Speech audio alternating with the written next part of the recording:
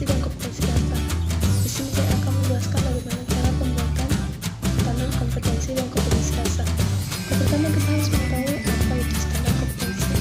Menurut Biasa, dia menyatakan bahwa standar kompetensi adalah kualifikasi kemampuan lulusan yang mencakup pengetahuan, keterampilan, dan sikap yang digunakan sebagai pedoman penilaian dalam penentuan kelulusan peserta didik dari satuan pendidik.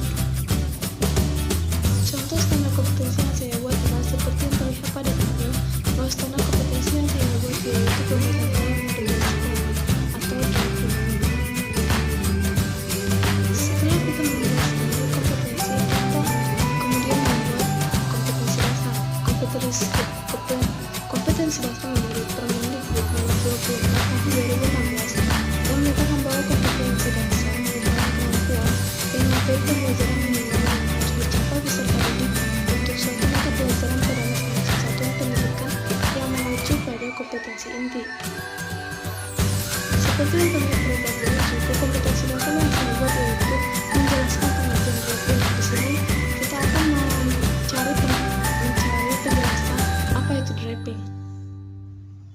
Yang ketiga adalah kita membuat tahapan berpikir dalam format pemetaan standar kompetensi dan kompetensi dasar. Di sini saya menggunakan tahapan berpikir yaitu C6.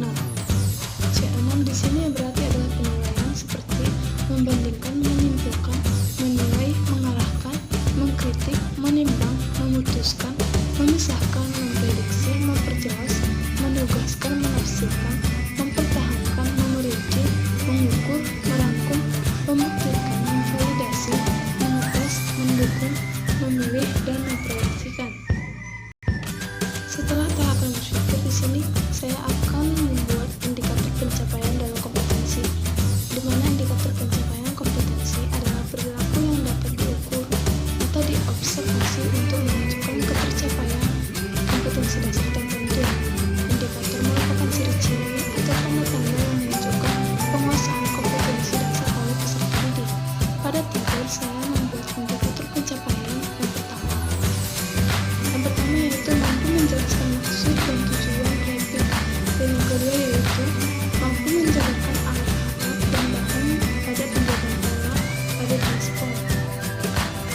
Tahapan berpikir yang saya buat pada indikator pencapaian ini adalah C1 atau pengetahuan, yang seperti mendidik, menyebutkan, menjelaskan, menggambar, membilang, mengidentifikasi, mendaftar, menunjukkan, memberi label, memberi indeks, memasangkan, menamai, menandai, membaca, menyadari, dan menghafal.